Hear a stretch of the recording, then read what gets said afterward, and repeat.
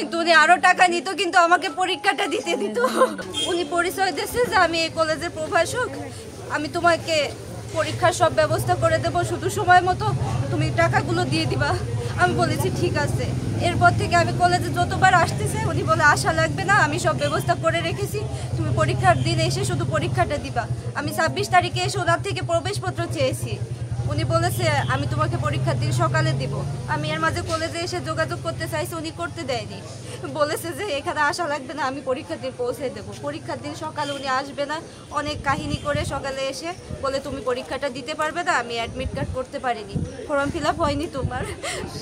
আমার লাইফ থেকে উনি আমার থেকে অনেক টাকা নিয়েছে।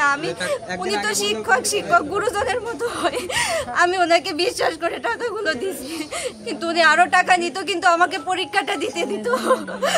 আমার জীবন থেকে একটা বছর নষ্ট হয়ে গেছে, আমি এর বিচার চাই। আমি চাই আমার মতো আর কারো জীবন উনি শেষ না করুক, এটা তো ওনার ব্যবসা, আমি এর বিচার চাই, আমি সবার কাছে এটার বিচার চাই। আমি কলেজে যোগাযোগ করেছি, উনি বলেছে, প্রিন্সিপাল স্যার আমাকে বলেছে আমি বেশি হলে ওনাকে সাসপেন্ড করতে পারবো, এর বেশি পারবো না, তুমি পরীক্ষা দিতে পারবে না। আমি এটা চাই না, আমি এর বিচার চাই। আজকে ওরা থামাই দেবে, কালকে আরেকটা মেয়ের করবে, কালকে ওদেরকেও থামাই দেবে, কিন্তু এটা তোদের ব্যবসা হয়ে যাবে এক সময়। তাহলে শিক্ষাটা কোথায় দাঁড়াচ্ছে আজকে? আমি যে একটা বছর পরীক্ষা দিতে পারলাম না, এটার দায় কে নেবে? আমি এর বিচার চাই, আমি এর ঠিক বিচার চাই, যত দ্রুত সম্ভব আমি এর বিচার চাই।